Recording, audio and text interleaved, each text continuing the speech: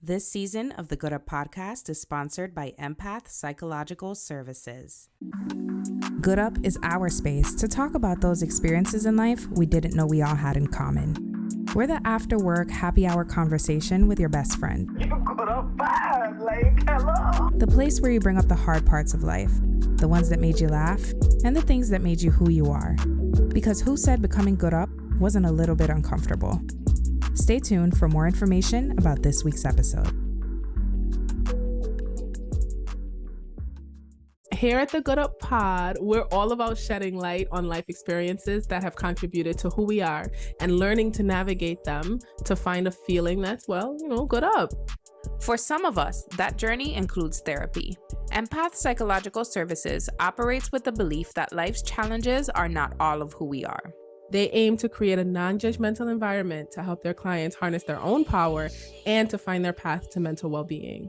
Good Up and Empath Psychological Services share a passion for helping others navigate their own healing their way. If you're interested in teletherapy services in the U.S. Virgin Islands or the state of Texas, check out the link in the description box for more information on how you can book a session with Empath Psychological Services.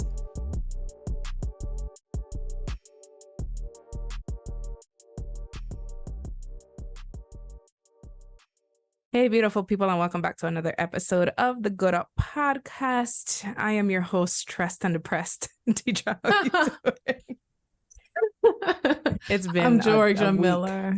You're Georgia Miller? Yeah. From Ginny on Georgia? Yeah. She's it. a bad bitch. Anybody who's not Team Georgia could just kick rocks. The biggest rock you can show, find. Deidre. I really do. Y'all give me all these Netflix recommendations and I don't watch them. It's Team Georgia in this bitch. I struggle with new TV. Like I don't know if it's anxiety. I don't know if it's I don't know which one of the A's it is, but something about watching something new. I want to know what happens. So it takes me a while to like accept that I'm going to watch a new show. So maybe I should try. But never have I ever. I am committed to that one. So I trust your show recommendations. Welcome back to the Good Up audience. Thank you so much for watching and for supporting the season thus far. We appreciate your support. I do want to take some time in this episode to shout out all of our new patrons who've joined our Good Up VIP section. We have 11 new patrons since last season, which takes our total close. We are almost at 50 people in the Good Up VIP section, which is amazing. Thank you guys. And I feel really blessed. I'm still like, I want to give you all your money for it. Like, it's cool. We really appreciate you guys. Yeah, y'all make shit happen around here. So we appreciate you. Make sure that if you're curious about bonus content and videos and all of that stuff, that you check us out on patreon.com/gooduppodcast. So had to make sure I get a housekeeping out the way. But today we have an exciting episode. I'm excited about it because I think Deidre and I know this journey personally. Deidre was born in New York, for those of you who don't know, and moved to the Virgin Islands. And then recently, a couple of years ago, moved back to the New Jersey, New York area. So you've experienced transitioning locations, all of that stuff many times in your life. Like, you got this down packed. I've lived in every U.S. state there is at this point, so I had to just move for fun. And then we have two guests on the podcast today who have both, I think, done so much good work to highlight the Virgin Islands, and that is obviously our home. And we're going to talk about all of that packed into one today. I'm going to find a more eloquent way to explain that later, but I want to introduce our guests today. So I'm going to pass it on to Gabrielle first, and then we will pass it on to Iyanla. Good day, Good Up Podcast family. My name is Gabrielle Carrard, and I am an ancestral Virgin Islander. I was born and raised on the island of St. Thomas, and I left for a little while to go to the University of Tampa, and then I finished out my education at UVI. Right now, I am a content creator among a myriad of things, but one of the things I do is I create content online. I have a TikTok and an Instagram that is heavily focused on the Caribbean region, Caribbean history, cultures, traditions, as well as some of the issues that are plaguing our communities, as well as the corresponding solutions that are possible for our communities to thrive and progress. That's dope. Love it. Thank you. Iyanla. Yes. So I am Iyanla. You may or may not have seen my afro somewhere on the internet. So I'm originally from Cincinnati, Ohio, but I currently live in the U.S. Virgin Islands, the wonderful U.S. Virgin Islands. Which island? And I'm on St. Thomas. I'm on St. Hey. Thomas. Yes, I'm on St. Thomas. So I am also a content creator. But I feel just like Gabrielle with that. Like that's just like the little smidge of things that I do.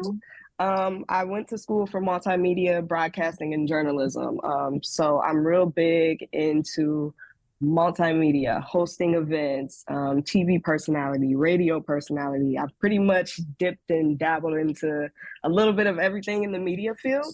And currently at this moment, I created the Caribbean Break, which again, people may or may not have seen, but I practically just go around to different businesses, especially local businesses, just highlighting those businesses in a way that just can expose that in a different light. You know what I'm saying? I want local businesses to be able to get the exposure that I feel they deserve.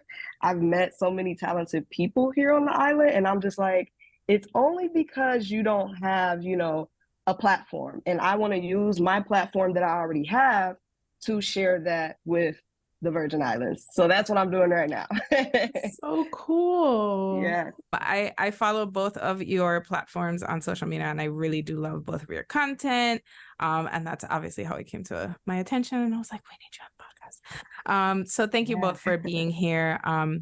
I want to start today's conversation on these places in our lives that have influenced sort of who we are and the things that we do by asking everyone, let us know. Well, Iyanla, you already told us you're from Cincinnati, Ohio. I think we all talked about it, but where were you born and raised for the question for everyone? And what is the number one lesson that place has taught you about life? I'll go first. Why not? I'll go first. So I'm born in Cincinnati, Ohio, but I've lived in different places as well. I've lived in Illinois, which was like farmland, country type of environment. And then Cincinnati was more of a city environment.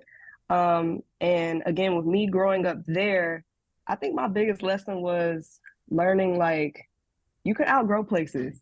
Yeah. You can just outgrow places. I got so used to seeing the same thing over and over. I'm dealing with a totally different community of people who, again, it's kind of like that crab in a bucket mentality. Like everybody is pretty much piled up, the popular people, everybody has their cliques, their groups.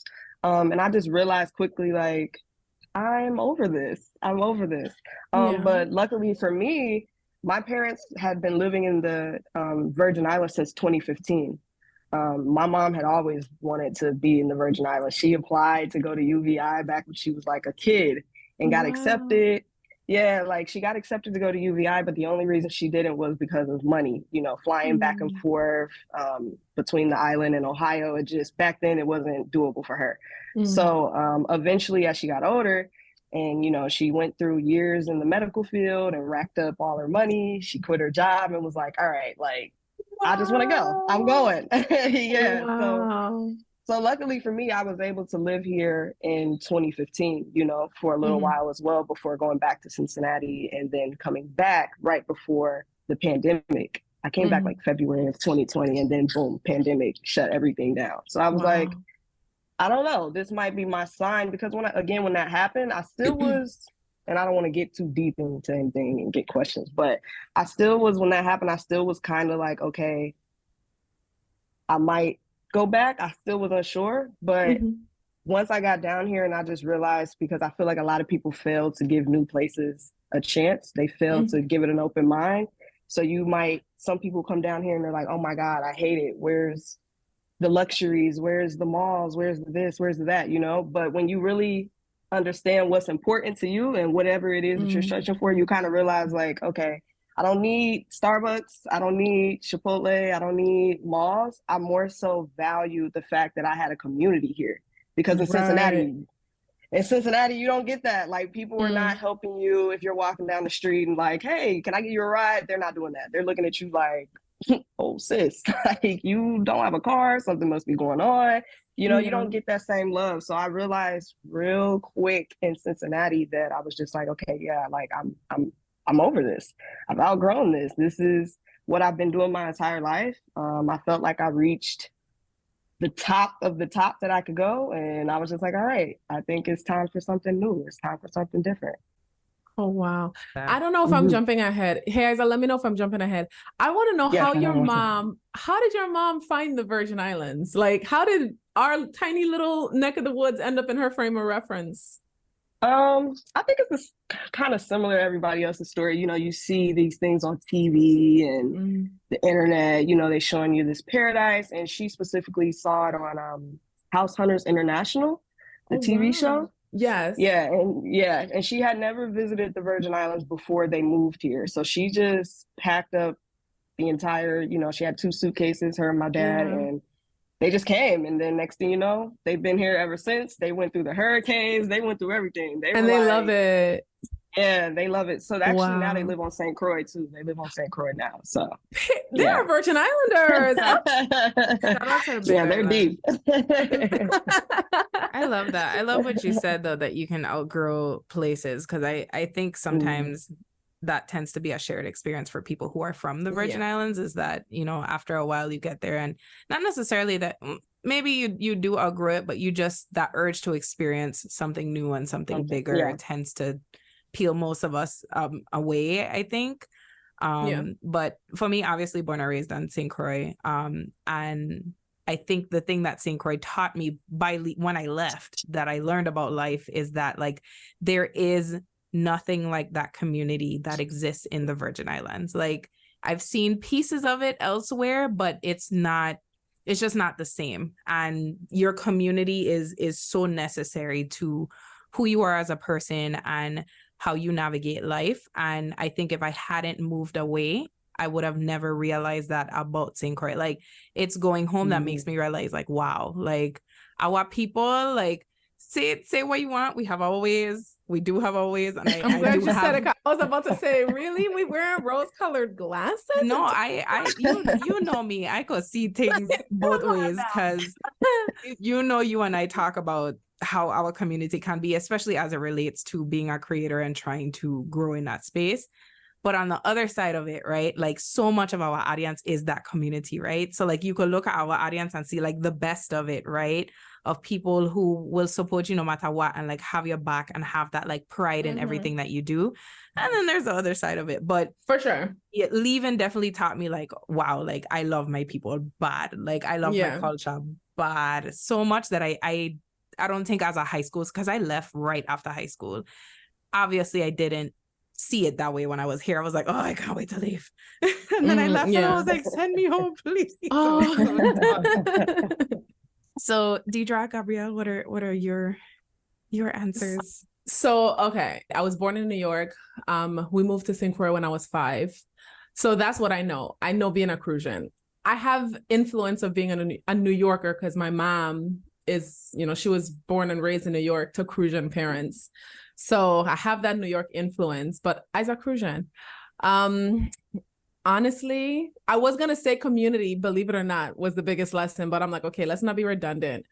Be redundant. If we understand page, that's fine. No, because aside from like community, which and believe it or not, I didn't learn that lesson until when I left St. Croix, or when I was leaving St. Croix. I left because Hurricane Maria was, we already know the tea about Hurricane Maria, but Hurricane Maria was my first hurricane as an adult who was like responsible for the home. It was all of our, when you think about it, it was our age group's first hurricane as the ones responsible for our living situation, if that makes sense. But the way me, my peers, people from high school who I wasn't even tight with in high school, the way we came together to take care of each other during that time, it was a beautiful thing. But the lesson that I'm most proud of has to be the amount of pride and confidence I have in myself as just a sovereign being. When I moved to America, because at the end of the day, when you are confident in your abilities, it's going to show. You're going to walk into a space and you're going to be okay being confident in what you can do because you're not, and you're not going to do that with things that you're not good at, right? Unless you're, that's a different story. But when you know what you're capable of, you walk in with a certain level of confidence. And I don't want this to trigger another diaspora battle or war or whatever this fuck turns into. Because I ended up in this whole rabbit hole on TikTok because I said something similar, but it's the truth.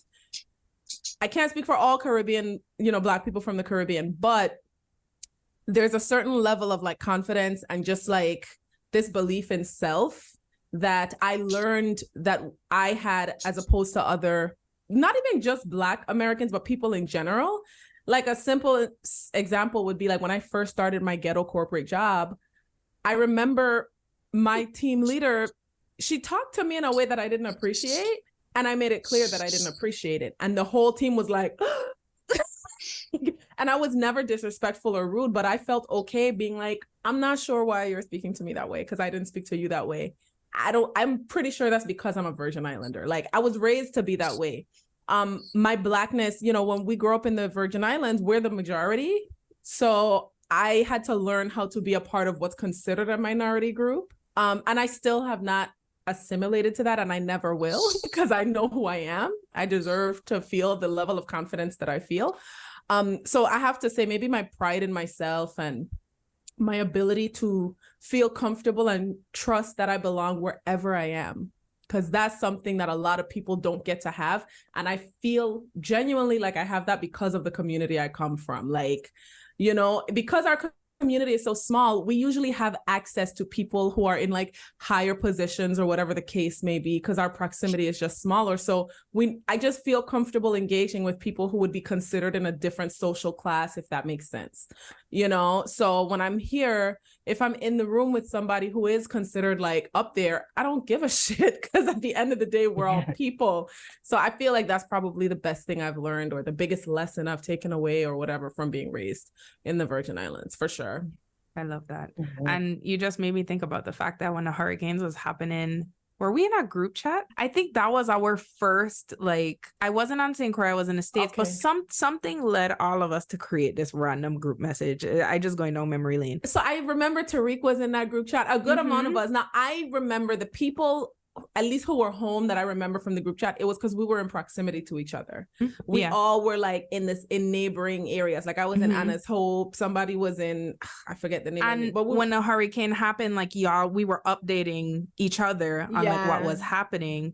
And I think because once y'all moved to the States, I stayed in contact with you and Diamond, which obviously led us to here all these years later. But it's interesting how the hurricane was what made us be like, oh my God, we care about each other. We've been having these conversations and I'm worried about you. Anyway. I just randomly remember that group chat. I was like, there was a group chat, right? Anyway, sorry, Gabrielle. Go ahead. So actually, it's funny that you guys bring up this group chat, and I wasn't in it, but I think that it kind of speaks to the community that Iyanla spoke about and that Deidre wanted to speak about, that togetherness. And I too was going to say community, and then I was like, oh no, I can't. So I decided to change my answer to something that I think is a little bit more reflective of what I was going to say when I was talking about community.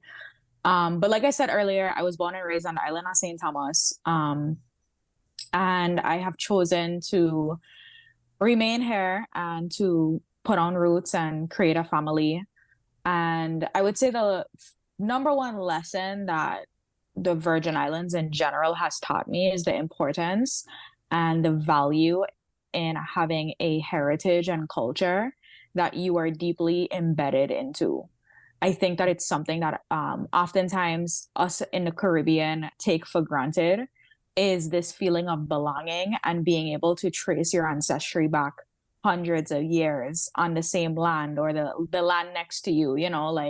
We're all intermingled in the Caribbean region, everybody have a very beautiful tapestry of heritage and stuff within their family that goes into the other Caribbean islands.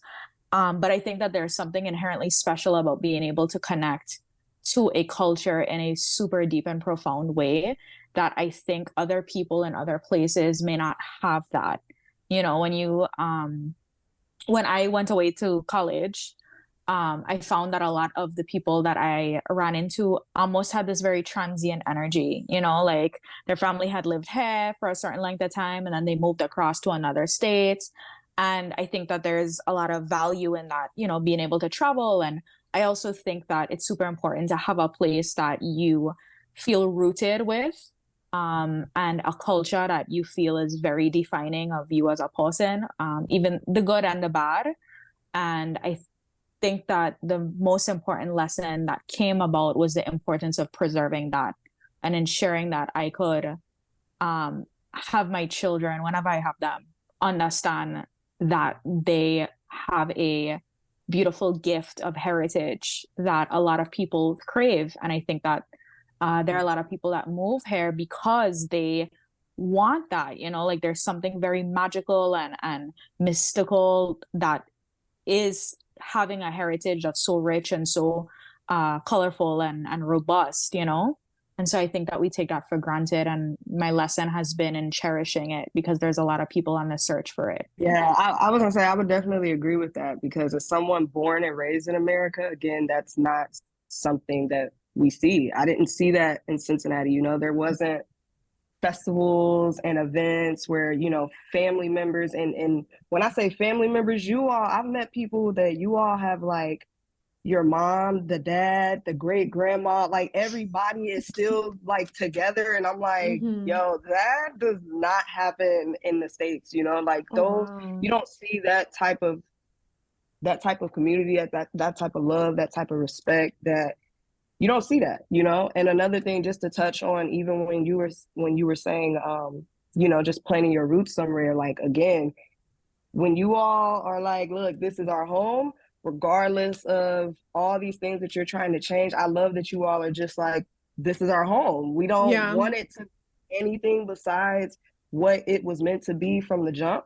And I love that because again, you know, in Cincinnati, like it's a free for all. Things are changing every single day, you know. And again, I know we're probably going to discuss it later, but you know, people come in, they move in, they change your entire neighborhood around, you know, and everything's lost. You know, everything's lost. So I do appreciate that. I think that was one of my biggest things when I moved here. I was just like, wow, like I've never met so many people that are proud of who they are, where they come from, and they're gonna fight you. They will fight you for it. You know what I'm saying? They will fight you for it. And you don't mean that. You do not come across that.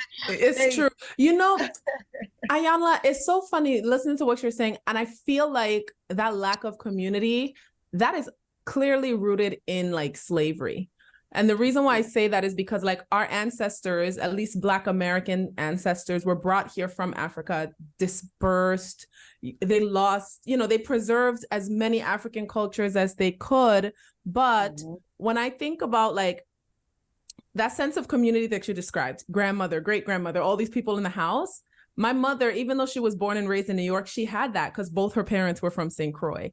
All her grandparents were from St. Croix. So when she was a little girl, she helped take care of her elderly grandmother. You know what I mean? Up until my great grandmother died maybe like 2 months before I was born. But that was like going on in my mother's house. But I'm sure it's because of her Crucian, you know, roots. Right. But aside from Caribbean people, because Caribbean people do that across the board. Like when you are up here, Caribbean people find each other. Like I remember my grandmother was part of like an organization that was strictly Virgin Islanders in New York.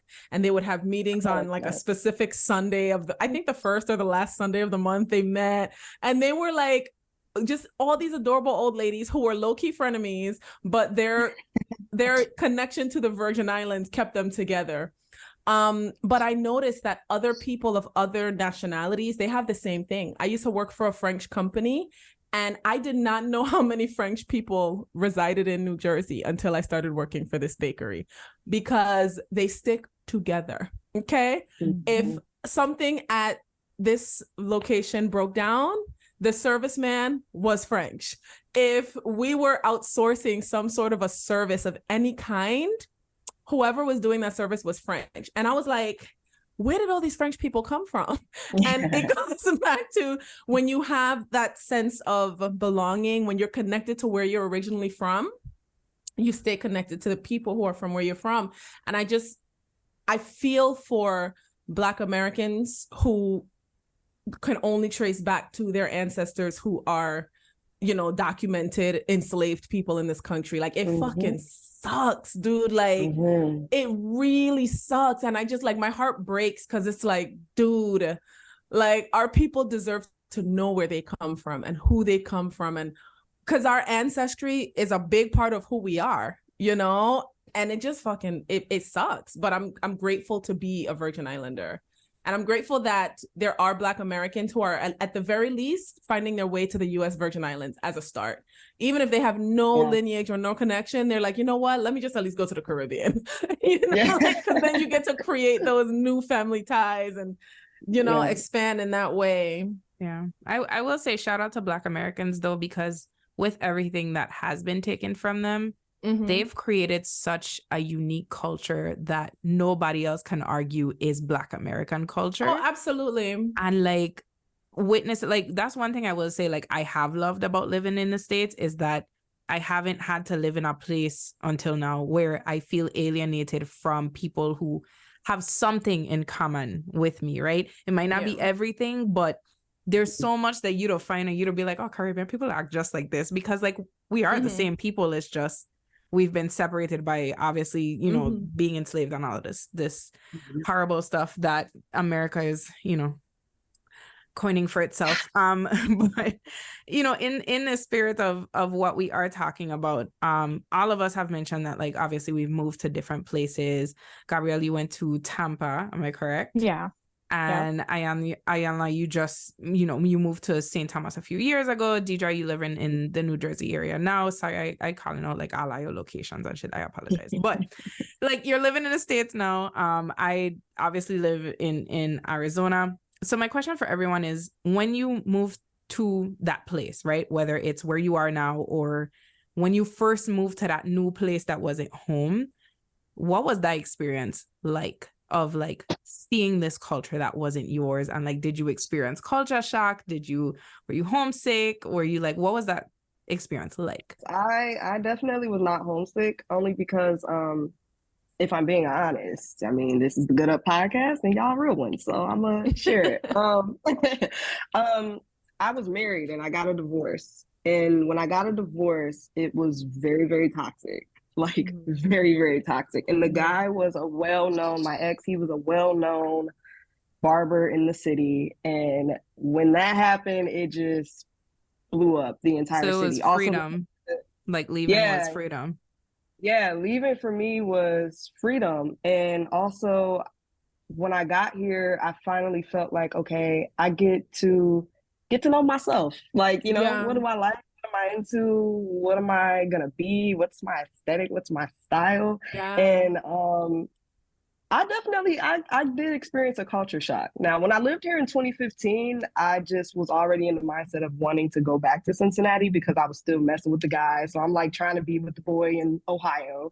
But when I moved back and went through all of that, the culture shock wasn't necessarily like, oh, I'm in the Caribbean, around Caribbean people and a culture, and, you know, there's festivals and there's all these different things. I think it was more so kind of what you mentioned earlier, Deidre, about the pride. Like, I've never I couldn't walk into my job and say how I felt to my manager without getting like written up, or you could lose your job, or you'll, you know, get suspended, whatever, you know. And even with other people, you know, I didn't speak up as much, you know. And when you live in the States and you're a Black woman in the States, not only am I dealing with stuff because I'm Black, but I'm also dealing with stuff because I'm a woman. Before I even opened my mouth, I was getting, you know, faced with stereotypes and judgment. So when I got down here, and everybody down here, for the most part, we are all in the same boat when it comes down to, you know, people.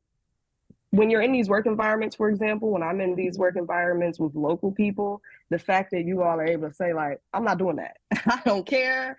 It's not happening. Whatever, you know, F your mother scunt, all that. I be for it. I be like, yo, this is like, why wasn't I always speaking up like this? Why wasn't I like doing what I want and feeling empowered and telling somebody Mhm. like, look, I'm taking off today because I don't have it. My mental health is done or whatever, you know, that just the pride of it just had me like, I rock with this. Everybody is so like strong minded. And again, just y'all fight for what y'all believe in, man. And Mhm. it made me start to speak up because again, you know, I'm moving here as an American. So the first thing I got hit with the Yankee word so many times. And to be honest with you, I didn't even think about being American really until I got Mm. down here and people started pointing out like, well, you're an American, you know? So Americans, you know, you get that pushback, like Americans need to be here Yeah. and you know, natives are here. You get that pushback. And I'd never really thought about that until I got here. But I think once people realize like, look, I'm not here for that. I'm here to honestly learn from y'all. Like y'all are Yeah. teaching me, y'all are teaching me how to stand up for myself and take pride in what I'm doing and express myself in ways. I didn't have an afro in the States. I would never wear an afro in the States because I was too Mhm. afraid I wasn't going to get a job because I'm walking in there with an afro. Down Yeah. here, the senators have braids, locks, you Dreads. know, Yeah. like cool, like I'm gonna grow my hair out, you know what I'm saying? So those are all things that made me more so, I guess my culture shock was just like, wow, I finally get to like in a sense be free. Like I finally Yeah. get to feel free, you know? Police officers are black. Like I'm Yeah. looking like, Everybody is black. Yeah. yeah, Like. like I'm looking at the police department as black. Those were the things that I think for me, you know, was the culture shock, seeing the Mm. government black, you know, seeing like that's different. That's totally different from where I come Yeah. from. Ohio is it's Ohio, man. Yeah. It's not for us. I'm glad It's you not. said that. And I feel like any Black American listening to this, I feel like if you don't have a passport or just regardless, I feel like if you're able to at some point in your life, you should visit the US Virgin Islands so you can experience that. Because when I share with my peers here that all the police officers are Black, our governor is Black, like all the people who hold authority and leadership positions are Black, they look like me, they're like, are you fucking kidding me? Like, you're Yeah. lying. And I'm like, no, like, that's what I know. And that's why I would walk into rooms knowing who the fuck I was, because everybody looked like me, you know? And I'm like, I feel like all Black Americans should at the very least visit just to get that feeling and just see for themselves, like, it's possible. One. And two, like, our ancestry, like, shout out to the fire bun. Are you familiar with? Are you Yes, familiar I with? Good, yeah. am. Oh Look, I my do a God. little history. I be trying to learn a little something, you know what I'm saying? I don't know all the connections and ins and outs, but I definitely do try to, again, that's another thing. People try to move to places and you don't want to learn nothing about where you're at. Mm. I don't want to do that because guess what? If I'm Mm-hmm. coming into their territory, their land, yes, I need to learn what's up, what's this carnival for, or what's Juve for, or what, you know, Yeah. versus just seeing it on the internet, like, okay, I'm gonna just go Like, out what are there. the actual origins Yeah, of like it what versus just Exactly. what's it costume? Like, mean? Yeah, because Mhm. we don't have that in the States. So I'm like, I don't want to just go out here and just be dancing in the street and I don't even know what I'm doing or why or what Or is it. why, Yeah, right. like what is it for, you know? So yeah. Well, that's Gabrielle's You know, content is a great place to start for anybody listening who wants to learn about our culture thank and the you. origins of a lot of things, because I've been learning and I'm like, I'm from here. I didn't even know this. Yeah, like it's So, what I'm like, dude. yeah. So with that being Thank you said, so Gabrielle, much. yeah, what was Yeah. your culture shock, I guess, experience when you moved? Before I lose track, I just wanted to tell Iyanla that it means a lot to me to hear her want to question the why. You know, like I think that that is actually extremely missing in the nature of people coming down here. I think that people come down here and they see the sun and the sand and the sea, and there's no real desire to learn about the people and the history and the culture. And I think that there are a lot of ways in which people come down here and they create their sub communities, and their sub communities are reflective of people that look like them, and they put their children in these sub community schools and they live in these communities, and the only time they come out is for carnival because they get to, Mm-hmm. it's the aesthetic, you know, it's that viral thing that could take you to the next level on your socials.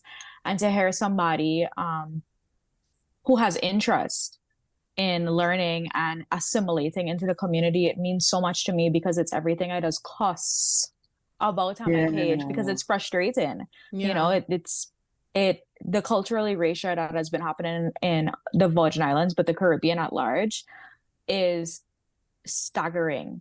And there are places that you go that are unrecognizable to when you were a child, as it relates to the people that are hanging out there and the feeling. There's certain places on St. Thomas where locals don't feel comfortable going. And that's wild. Yes. On a predominantly Black island, it's weird that you would have industries that are mostly white, or a school that's mostly white, or neighborhoods that's mostly white. That's weird. Mhm. And there are places that locals don't feel comfortable going. And that's weird. On an island that your ancestors toiled on, like emancipated themselves.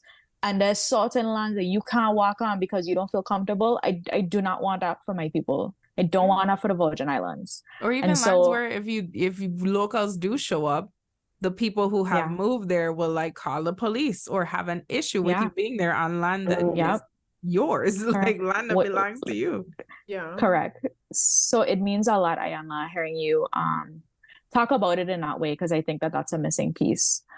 As for my culture shock, I feel like this answer might get me into some problems, but I feel like for the sake of authenticity, We'll defend you. That's fine. and a good salacious episode never got bad views. So I feel like when I went to the University of Tampa, I was in a school that there were a lot of people from the Northeast went to. It was a little bit more of an expensive school, so people kind of had to have money in order to get there unless you were on scholarship. And there were definitely some instances where I realized, like, I don't know if I want this for the rest of my life. And that experience made me feel like, you know what?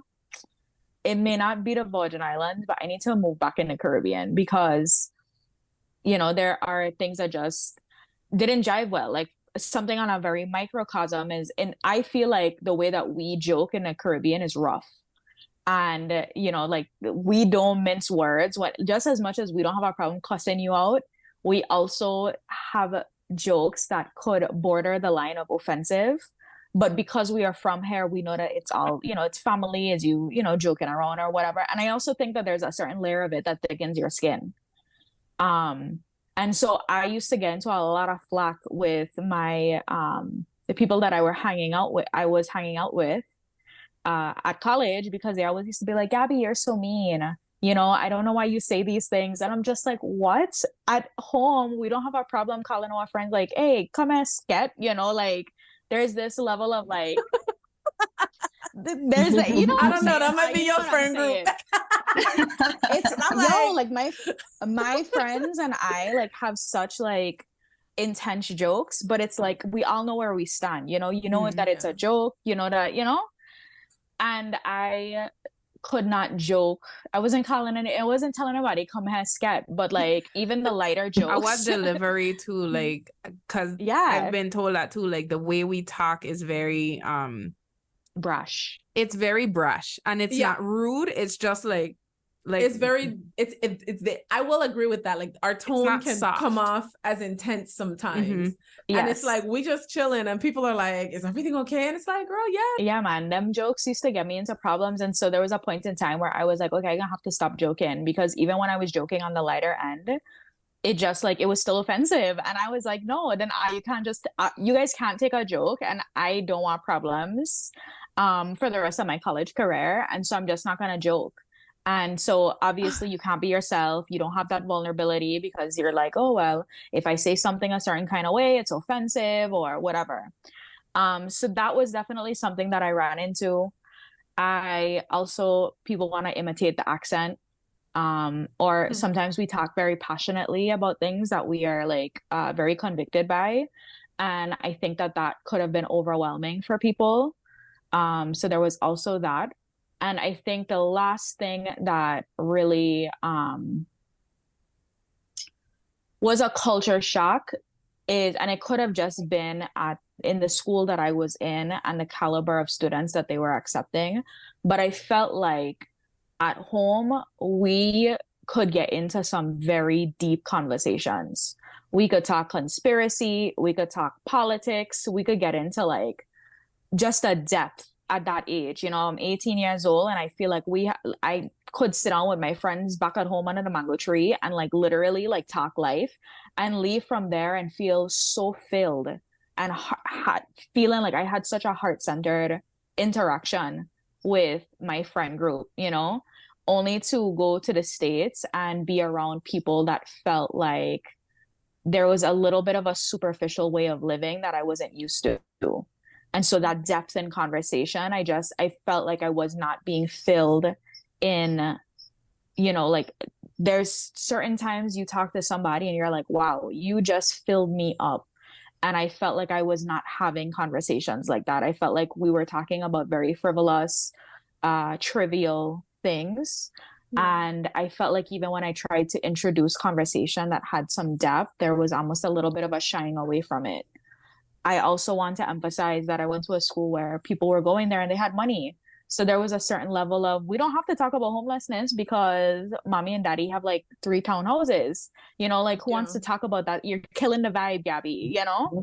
And it's just like, I just felt like there was not I feel like in the Caribbean, you're forced to mature at a very early age for a myriad of different reasons. And I think in some cases it does us a disservice, but in a lot of cases, there's a certain level of wisdom that a Caribbean child garners at a very young age.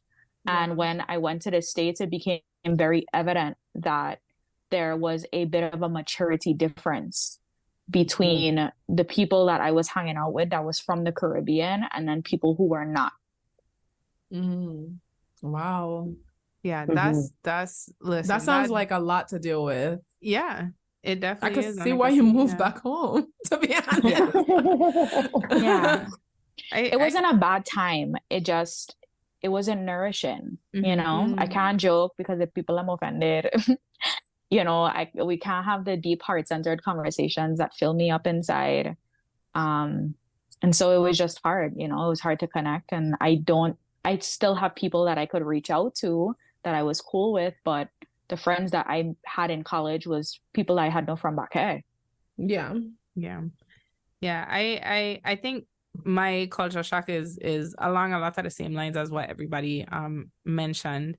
For me, we had a code switching episode a couple of weeks ago. So if you're listening to this episode and you haven't heard us talk about code switching, go listen to that episode because I thought it was a really good conversation. So the code switching was like the big culture shock, right? Like I did not think that my accent and my racial identity would be as big of a deal to people as it was, because I had come from this place where all my teachers are Black. Like not only all my teachers are Black, but all of the people around me are sort of accepting or kind of nonchalant about people looking different, right? We know we might be from different islands or we might have different backgrounds in our extended family, but we've known each other since we was 5 or 6. So it was never a conversation.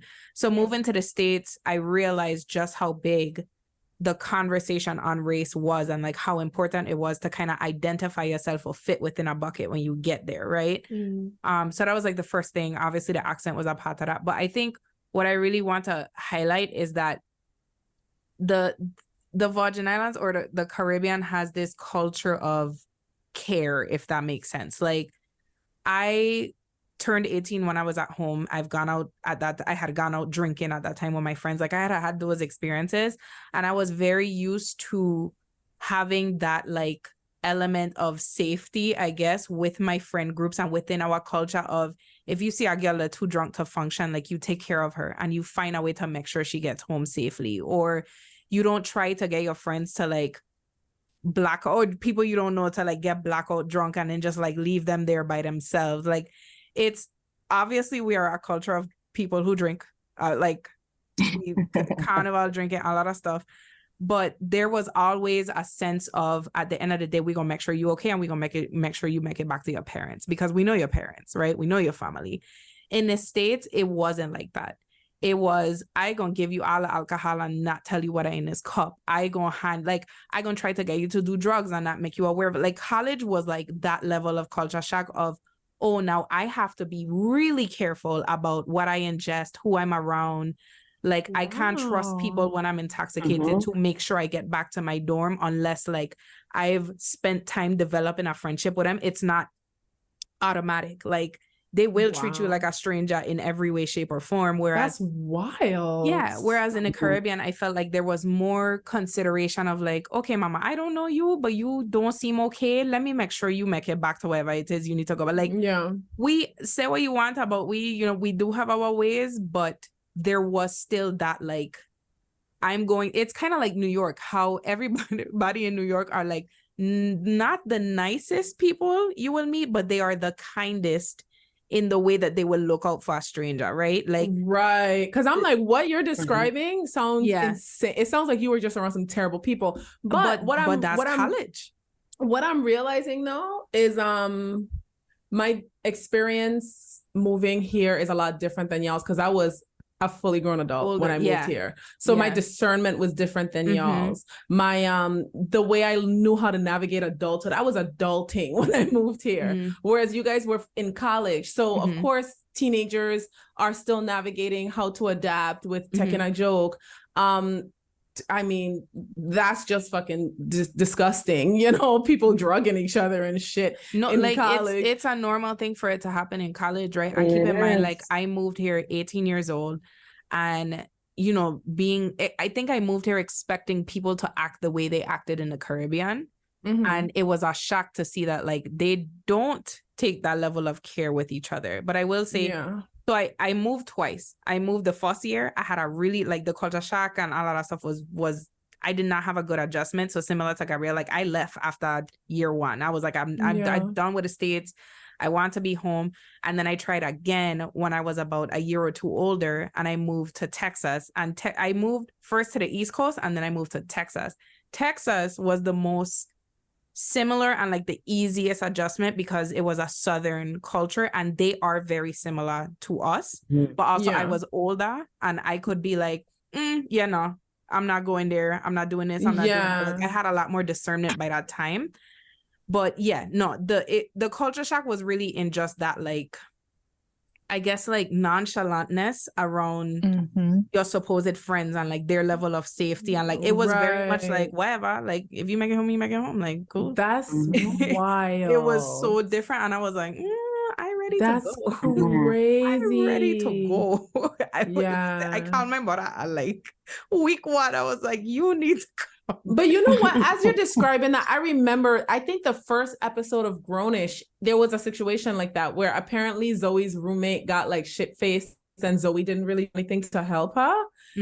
And I remember watching the episode, I'm being disgusted because I'm like, what? And I can't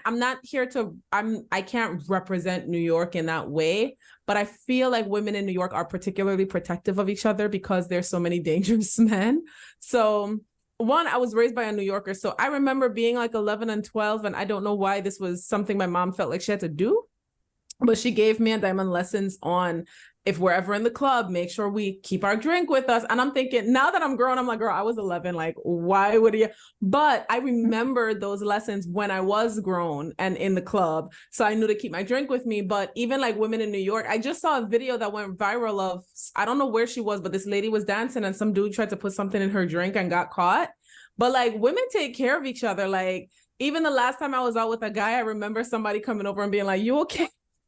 I was like, I'm good. Like, and we don't do that in a car. Like, I remember being out in the club or at Juve or wherever, and I'll be dancing and a guy will come up behind me. And most of it, I will say, I haven't had a whole lot of experience where I've told a man back home, like, no, I good. And like, they responded with violence. It has happened. But there have also been multiple cases where like I had a hard time telling somebody no and like getting them away from me, and women stepped in or somebody from her like, hey, papa, like leave her, she good, she's good.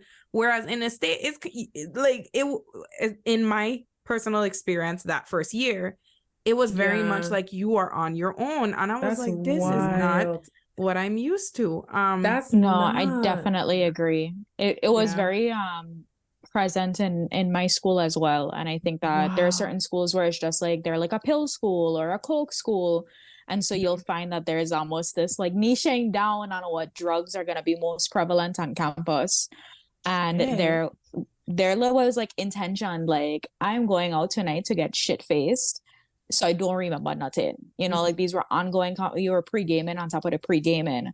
And you know, in the Caribbean, you're already drinking from time you like a child, like in moderation, you know, like there's no people, yes, are abusing alcohol every day, blase, blase. But I think that there is a certain level of like when Caribbean children go to the States, they don't go crazy like that, you know? Whereas in the States, when you hit that 21 age or you go to college and you're able to use your fake ID, I think that there is a, wow, I'm finally free. And so there's an overconsumption. So we do have a couple of minutes left, but I want to take everything we've said, right? And think about this kind of new wave of transition that's happening right now. So in thinking about the pandemic, the hurricanes that we experience in the Caribbean, like a lot of people are relocating elsewhere, but especially with the pandemic, people have realized how beneficial working remotely can be, which is resulting in a lot of people finding like a new state, a new country, and being like, I'm going to move here because life seems better here, right?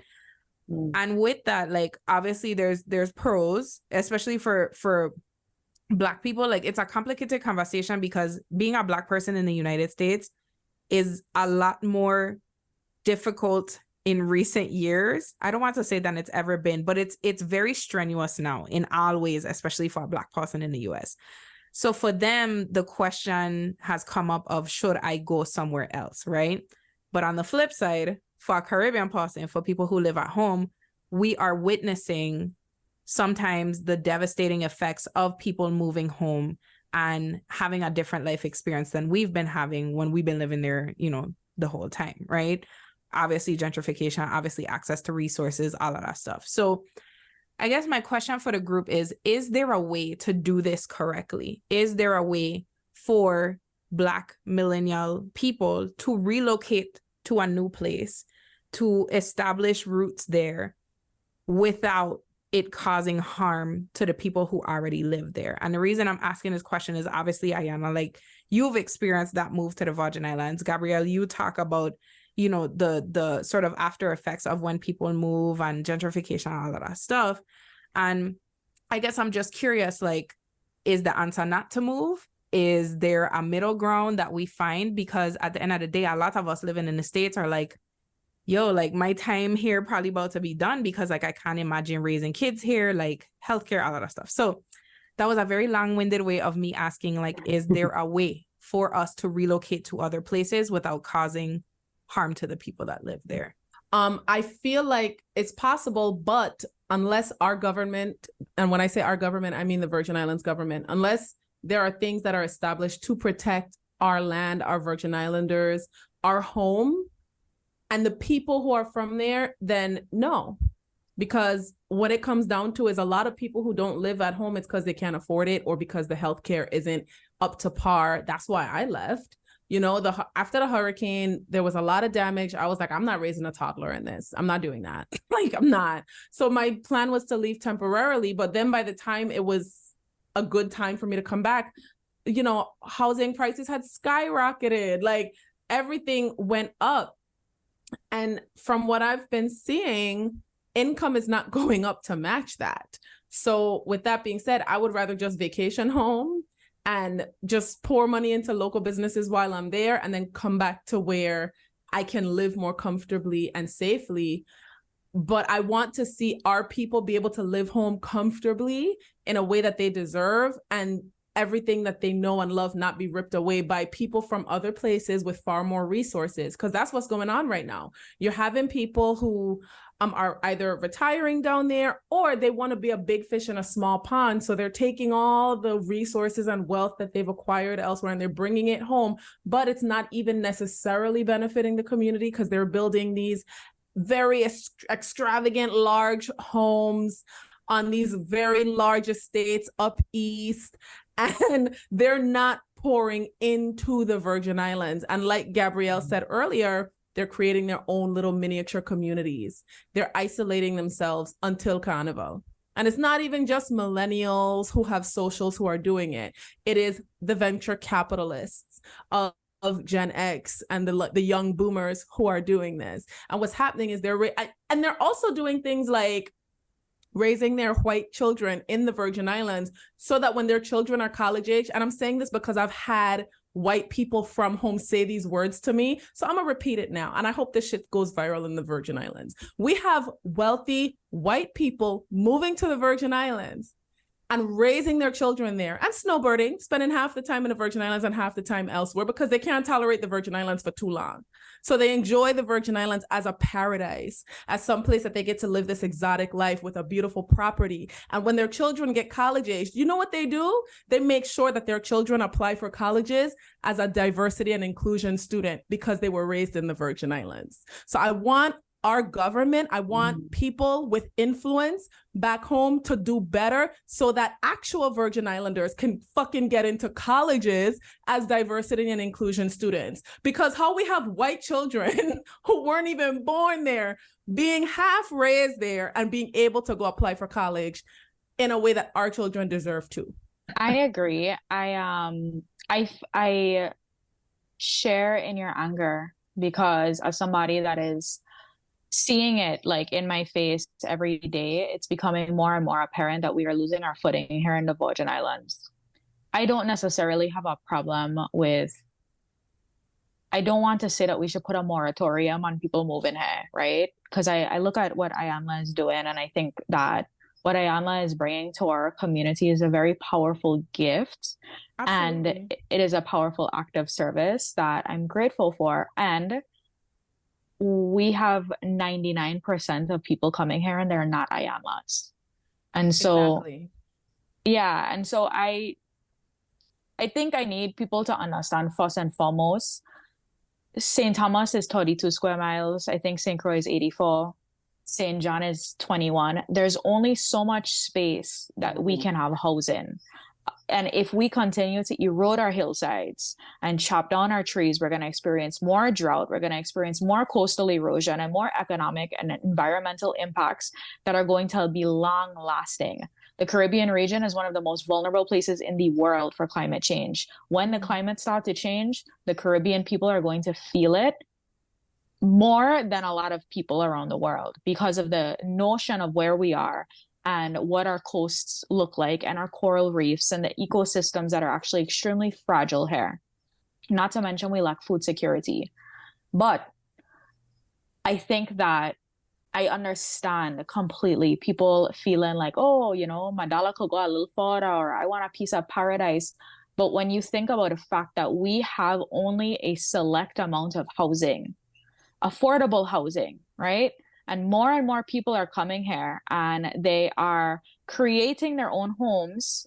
They're either renting and eating up our listing of affordable housing, or they're making their own homes with the ability to rent, and they are making their ability to rent an Airbnb to assist more people, tourists, from coming to this from the States and wherever to come and enjoy the Airbnb. They're not here to assist. They're here to reap the benefits of being here in the Virgin Islands and to be able to tell their friend them that they're here in the Virgin Islands, but they're not here to actually be in the Virgin Islands and be a part of the solution. I think that our government needs to make rules and laws that are going to be supportive of Virgin Islanders. And also, I recognize that our status, our territory status, puts an invisible glass ceiling on the ways in which our government can move, because once we are under the American flag, we have to, and we're seen as Americans, it's very difficult to make laws that are going to be supportive of Native Virgin Islanders when we have that status. And I think it is to our detriment, and I think that it is a part of the design that the Virgin Islands will one day, the new Virgin Islands is what I call it, like the new world. The new Virgin Islands will one day be a place that we do not recognize our people and we do not recognize our culture. And it feels like it's been carefully crafted by our colonial status for this to be the case. And I will say that I want people in the States, if you don't like where you're living, and find somewhere in the States. Or fix your community. You want to have a community, create the community you want to have, you know, like it. And I don't mean to sound callous, and I don't mean to make a situation that is already incredibly difficult in the States more difficult and to isolate people more. But we down here are suffering, and we struggling, we suffering, we can't afford to be here. We sending our children to public school and all the children are packed out, 30 children to a classroom, to one teacher. We have limited resources. We have limited space. And right now it is not ethical. And it's the same thing that the people in Hawaii constantly talk about. They don't even want people traveling to Hawaii to visit. Yeah. Because even for them, that is a detriment to their fragile culture, their fragile ecosystem, their fragile economy. And I read something in a book that was written in the 2010s, and it's by Marilyn Krieger.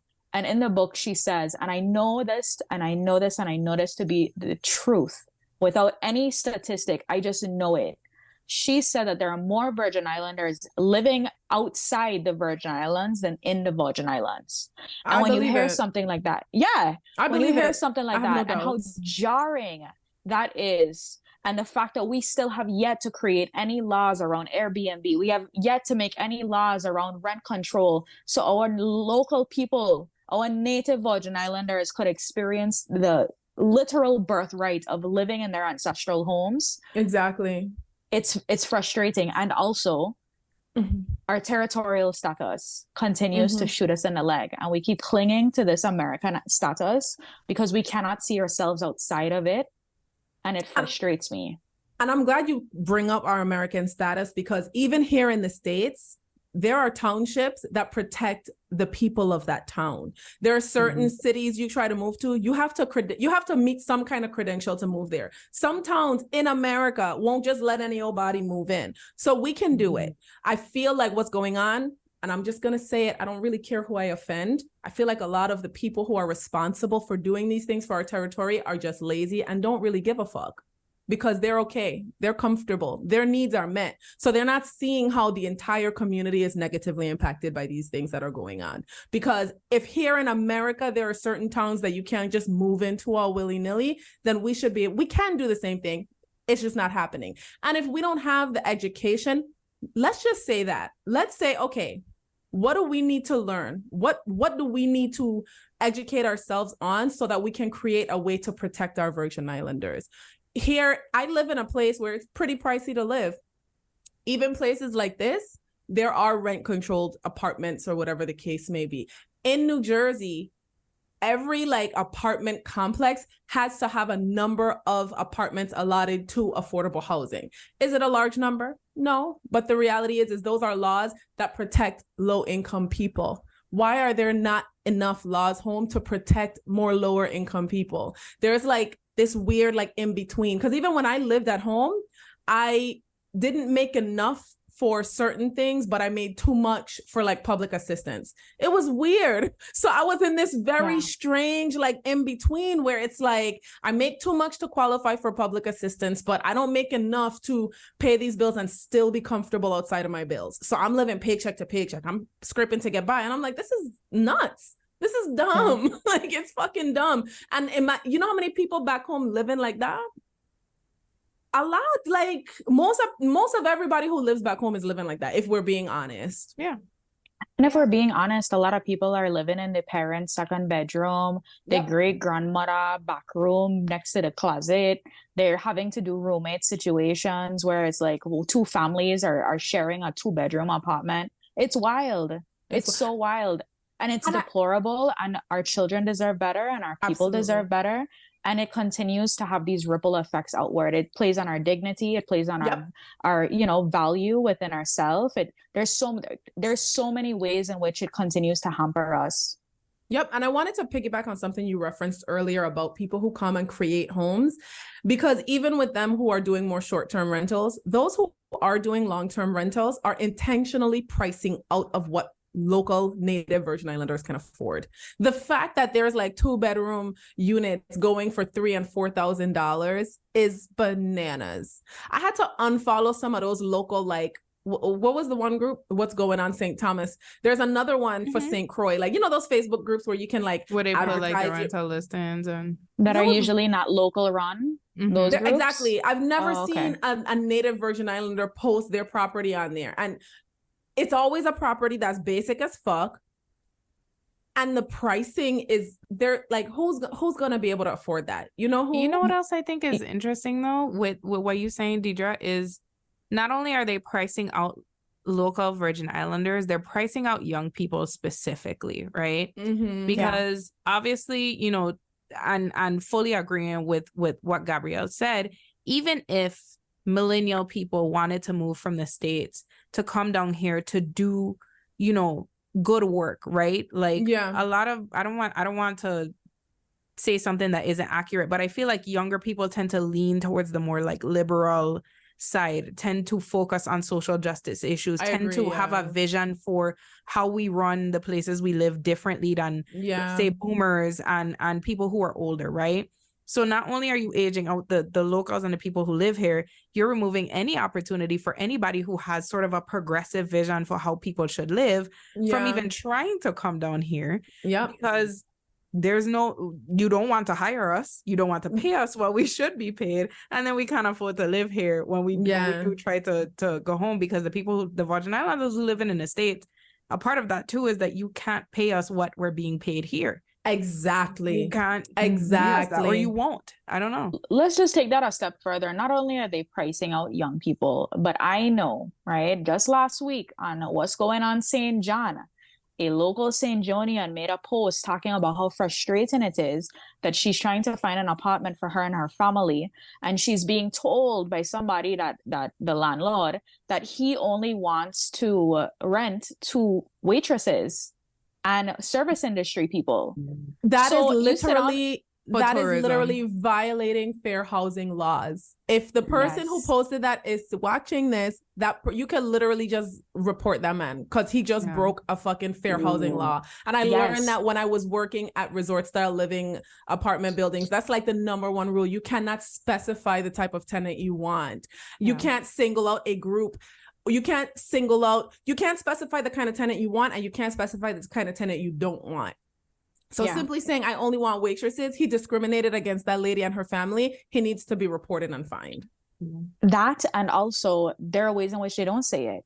So they hear your voice and you're talking in an accent. So they'll purposefully not answer phone calls. So that way you have to leave a message, and then they'll listen to your voice. They heard a little island twang and they're like, oh no, that one can't get a call back.